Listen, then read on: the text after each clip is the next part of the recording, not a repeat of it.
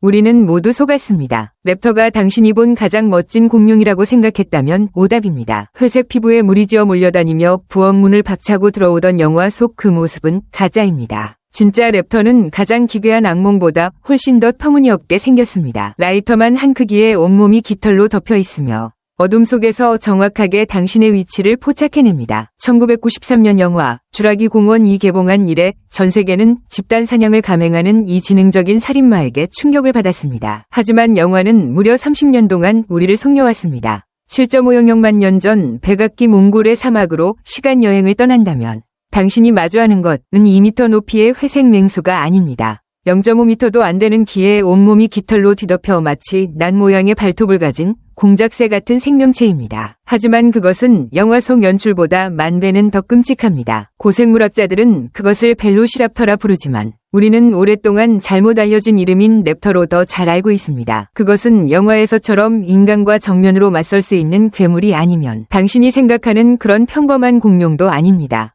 그렇다면 무엇일까요? 그것은 공룡 진화 역사상 가장 정밀한 살인 기계입니다. 하지만 그 무기는 당신이 상상하는 것과 완전히 다릅니다. 발에 달린 그 난 모양의 날카로운 발톱은 배를 갈기 위한 것이 아니라 마치 등산용 피고 지팡이처럼 먹잇감에게 단단히 박혀 그를 짓눌러 과다출혈로 죽게 만들기 위한 것입니다. 더욱 기괴한 것은 이 발톱이 평소에는 위로 들려 있어 걸을 때 땅에 닿지 않는다는 점입니다. 마치 사람이 영원히 까치발을 한 채 단검을 들고 걷는 것과 같습니다. 멸종 이후 조류가 등장하면서 과학자들은 랩터가 과연 새에 속하는지 여부를 지금까지도 논쟁하고 있습니다. 그것이 공룡 진화의 정점인지 아니면 새들이 날아오르기 전이 마지막 실패한 실험인지 말입니다. 가장 등골이 오싹해지는 점은 바로 랩터의 지능입니다. 두뇌가 신체에서 차지하는 비율이 공룡 중 1위였습니다. 뇌 용량으로 추산해보면 지능 수준이 오늘날의 고양이와 비슷합니다. 학습할 수 있고 협력하며 심지어 전술적인 기만까지 구사했습니다. 화석 증거에 따르면 랩터는 군집 생활을 하는 동물입니다.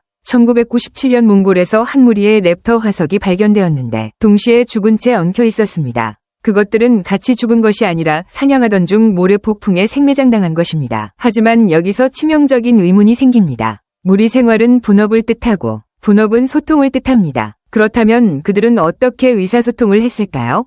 과학자들도 아직 밝혀내지 못했습니다. 현대 조류는 복잡한 울음소리와 신체 언어를 사용하지만 이 고대 라이수는 어둠 속에서 왼쪽으로 우회하라는 명령을 과연 무엇으로 내렸을까요? 어떤 이들은 깃털 때문이라고 추측합니다. 랩터의 깃털은 날기 위한 것이 아니라 과시, 체온 유지 혹은 소리를 내기 위한 것이었을 수 있습니다. 현대의 일부 조류는 깃털로 특정 주파수의 진동을 만들어 신호를 전달하는데 랩터도 이 방법을 사용했을지 모릅니다. 하지만 이는 추측일 뿐 아무도 증명할 수 없습니다. 랩터의 진정한 공포를 진정으로 이해하려면 신체 기관 하나하나가 어떻게 설계되었는지 이해해야 합니다. 먼저 뇌를 보겠습니다. 2008년 과학자들은 CT스캔으로 랩터의 뇌각 모델을 재구성한 결과 냄새를 처리하는 후구가 유독 발달해 있음을 발견했습니다. 이는 랩터의 후각 민감도가 현대의 독수리에 버금가며 몇 킬로미터 밖에서 썩은 고기 냄새를 맡을 수 있고 어둠 속에서도 사냥감이 남긴 화학적 흔적을 추적할 수 있음을 뜻합니다. 더 무서운 것은 시력도 고도로 발달하여 뛰어난 입체 시력을 가졌다는 점입니다.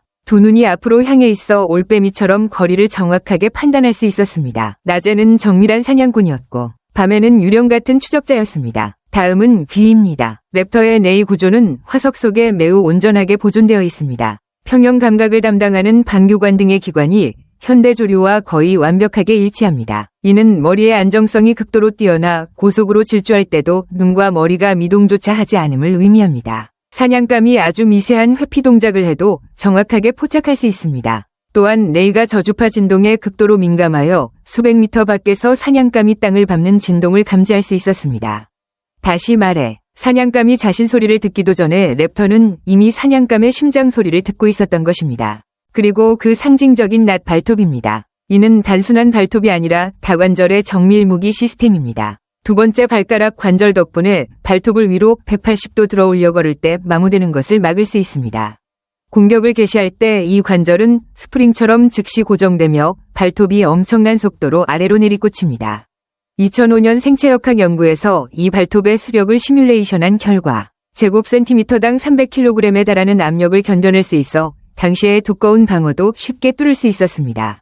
발톱의 안쪽에는 날카로운 날이 있고 바깥쪽은 상대적으로 무뎌서 찌르기보다는 절단용으로 특화되어 설계되었음을 보여줍니다. 먼저 찌른 뒤 아래로 끌어당겨 통조림을 따듯 사냥감을 찢어 밝힙니다. 앞다리 또한 매우 정교합니다. 랩터의 앞다리는 3개의 손가락이 있으며 각 손가락이 독립적으로 움직여 새 날개 끝의 관절처럼 유연합니다. 화석을 보면 손목뼈 구조가 이미 조류 손목 접힘의 원형을 갖추고 있었습니다. 이는 전례 없는 각도로 앞다리를 회전해 발버둥 치는 사냥감을 붙잡을 수 있음을 뜻합니다. 더 기괴한 것은 깃털로 덮인 머리를 앞다리로 감싸 현대의 매처럼 고속 충돌 시 눈을 보호할 수 있었다는 점입니다. 다음은 깃털입니다. 랩터의 깃털은 푹신한 솜털이 아니라 우측, 우지, 속고모가 있는 실제 비행용 깃털이며 구조가 현대조류의 비행 깃털과 완벽히 일치합니다. 하지만 몸집이 너무 작고 앞다리가 너무 찰반할 수는 없었습니다. 그렇다면 이 깃털은 어디에 쓰였을까요? 가장 주된 가설은 체온 유지입니다. 랩터는 고비 사막에서 살았기 때문에 낮과 밤의 기온차가 극심해 낮에는 40도를 넘고 밤에는 영하로 떨어졌기에 깃털은 완벽한 온도 조절 시스템이었습니다.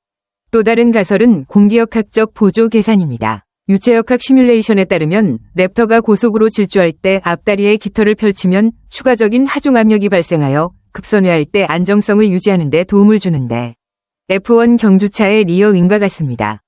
마지막으로 뼈를 보면 랩터의 뼈는 조류처럼 속이 비어 있습니다. 팔 뒤는 겨우 몇 밀리미터에 불과하지만 내부에는 공학적으로 최적의 강도대 중량비 디자인이라 불리는 복잡한 트러스 구조가 있습니다.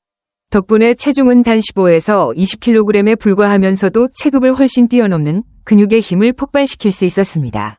뒷다리의 경골은 대퇴골보다 훨씬 짧으며 이 비율은 스프린트에 특화되어 있음을 뜻합니다. 생체역학 추산에 따르면 랩터의 최고 시속은 65kg에 달해 우사인 볼트보다도 빨랐으며 3걸음 만에 가속을 마칠 수 있었습니다. 이러한 기관들이 결합하여 어떤 생명체가 탄생했을까요? 후각은 독수리의 버금가고 청각은 인간을 초월하며 시각은 입체적으로 정확하고 발톱은 갑옷을 뚫으며 질주 속도는 모든 현대 육상동물을 압도하고 온몸은 온도 조절 깃털로 덮여 있으며 뼈는 날 수 있을 정도로 가벼우면서도 오직 달리기에만 특화된 생물입니다. 그것은 공룡이 아니라 진화가 저지른 버그입니다. 하지만 바로 이러한 극단적인 설계가 도리어 치명적인 약점이 되었습니다. 6.5영억만 년 전 지름 10km의 소행성이 지구와 충돌해 전 지구적인 생태 재난을 일으켰습니다. 먼지가 태양을 가리고 광합성이 멈추며 먹이사슬이 붕괴했습니다. 랩터처럼 에너지를 많이 소모하는 최상위 포식자는 그 정밀한 기관 시스템을 유지하기 위해 매일 막대한 양의 고기를 소비해야 했습니다. 생태계 붕괴 앞에서 그들은 가장 먼저 무너진 무리 중 하나였습니다. 그리고 멸종한 이후 근친인 조류가 살아남았습니다. 더 기괴한 것은 조류가 등장한 시기가 랩터 무리가 번성하기 시작한 시기와 정확하게 겹친다는 점입니다. 마치 누군가가 신체의 부피를 줄이고 발톱을 날개로 바꾸고 이빨을 부리로 바꾼 뒤 진화의 리셋 버튼을 누른 것 같습니다. 어떤 의미에서 랩터의 죽음은 조류의 삶을 이룩해냈습니다. 만약 그 소행성이 충돌하지 않았더라면, 만약 랩터가 멸종하지 않았더라면 어쩌면 오늘날 하늘을 지배하는 것은 비둘기가 아니라 깃털이 달린 낫 발톱 사냥꾼이었을지도 모릅니다. 그들은 이미 정밀한 감각 시스템과 고효율의 온도 조절 메커니즘, 치명적인 무기 구조를 갖추고 있었습니다. 만약 그들에게 몇 천만 년의 시간이 더 주어졌다면 무엇으로 진화했을까요? 언어가 생겼을까요? 사회가 생겼을까요? 영화에서처럼 문을 열 수 있을 만큼 똑똑해졌을까요? 오늘날 박물관에서 보는 랩터의 골격, 까치발을 하고 낫 발톱을 지켜든 그 자세는 마치 진화가 채 완성되기도 전에 돌연 사라져버린 종의 모습 같지 않습니까? 가장 등골이 오싹해지는 점은 우리 인간도 다음 차례가 되지 않을까 하는 것입니다. 우리의 지능, 우리의 기술, 우리의 문명도 랩터의 낫 발톱처럼 진화의 정점이자 진화의 막다른 골목이 아닐까요? 우리도 언젠가 갑작스러운 재난 속에서 하룻밤 사이에 지구상에서 사라진 뒤 다음 지능 생명체에게 발굴되어 연구 대상이 되지 않을까요?